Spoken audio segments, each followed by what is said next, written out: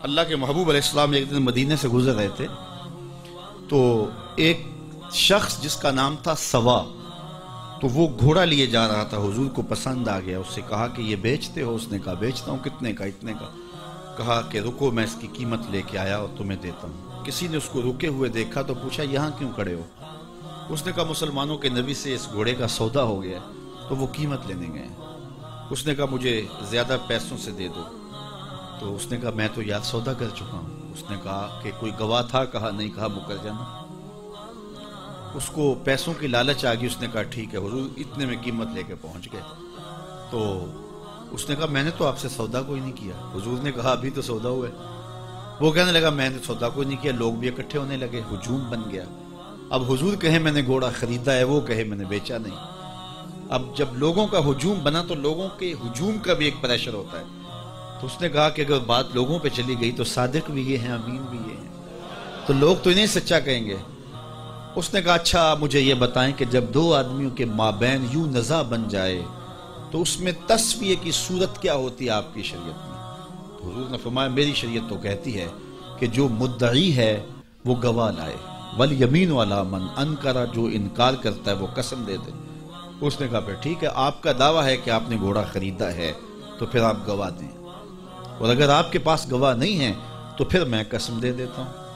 جھوٹ اس نے پہلے بول لیا تھا، قسم دینا اس کے لیے مشکل نہیں تھا، اس کو یہ بھی پتا تھا گواہ کوئی نہیں۔ تو اس نے کہا جناب آپ گواہ پیش کر دیں تو میں گھوڑا دے دیتا ہوں جس قیمت پہ آپ بتا رہے ہیں، اور اگر آپ کے پاس گواہ نہیں ہے تو پھر میں قسم دے دیتا ہوں۔ اب بھری بزم تھی، لوگوں کا ہجوم تھا، اور اس نے ایک ایسی بات کی۔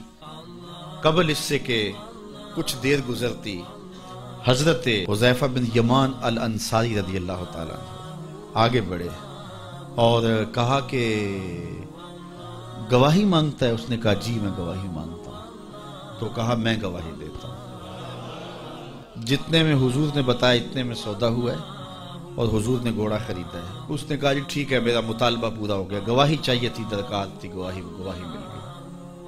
تو اس نے گھوڑا دے دیا اور قیمت اس نے لے لی۔ قیمت اس نے اپنی مرضی کی گھوڑے کے مطابق ہی لی تھی، وہ تو زیادہ پیسوں کے لالچ میں مکرا تھا۔ تو خیر اس کو راستہ نکلنے کا مل گیا، لوگ ہٹنے لگے تو حضور نے حضرت حذیفہ رضی اللہ تعالیٰ عنہ کو اشارے سے قریب کیا اور کہا کہ تم نے گواہی دی، تم تو موقع پہ موجود ہی نہیں تھے، تو تم نے گواہی کیسے دی؟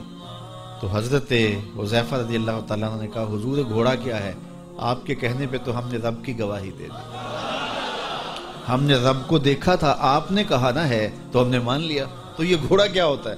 تو حضور نے حضرت حذیفہ کا ہاتھ پکڑ کے فضا میں بلند کیا اور لوگوں کو کہا جانے والوں رک جاؤ۔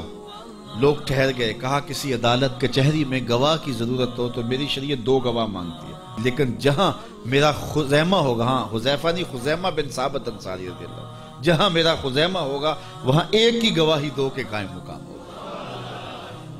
فیض پہنچا اے رضا احمد پاک کا، ورنہ ہم کیا جانتے خدا کون ہے۔ میں اگر خدا سے ملنا چاہوں تو مجھے بتاؤ نہ کہ میں کدھر جاؤں، شرق کو جاؤں، غرب کو جاؤں، شمال کو جاؤں، جنوب کو جاؤں، نیچے سوراخ کروں، اوپر سیڑھی لگاؤں، کدھر جاؤں؟ آئیے ذرا قرآن کو اسلوب دیکھیں۔ وَإِذَا سَأَلَكَ عِبَادِي أَنِّي فَإِنِّي قَرِيبٌ، حبیب میرے بندے تیرے پاس آ کے میرا پوچھتے ہیں، بندے میرے ہیں، مجھے ڈھونڈتے ڈھونڈتے تیرے پاس آ گئے اور تیرے پاس آ کے پھر میرا پوچھنے لگے۔ فَإِنِّي قَرِيبٌ، ان آنے والوں کو بتلا دیجئے کہ میں دور نہیں ہوں، نیڑے ہی۔ فا تاقیبیہ کے بعد علماء تفسیر نے لکھا کہ کل مقدر ہے، یہاں کل ماننا پڑے گا۔ فَإِنِّي قَرِيبٌ اے فَقُلْ إِنِّي قَرِيبٌ، ان کو کہہ دیجئے کہ وہ دور نہیں، آگے ہو تو مل جائے گا۔ یہ ہے ترجمہ کل کے مقدر ماننے سے۔ لیکن صوفیہ فرماتے ہیں کل کو مقدر ماننے کی ضرورت ہی کیا ہے، بات ہی سیدھی ہے۔ حبیب میرے بندے مجھے ڈھونڈتے ڈھونڈتے تیرے تک آ گئے، تو محبوب جب تیرے تک آ گئے میں پھر بھی دور ہوں۔ میرے بندے جب مجھے ڈھونڈتے ڈھونڈتے تیرے تک جو آ گئے ہیں تو محبوب تیرے تک آگے ہیں تو میرے تک آگے۔ یہ تیرے پاس آ کے پھر میرا پوچھ رہے ہیں، جو تیرے پاس آگے وہ میرے پاس آگے، چونکہ تیرے تک پہنچنا ہی تو میرے تک پہنچنا ہے۔ تو کہا اگر خدا تک پہنچنا ہے تو مصطفیٰ تک جانا ہے۔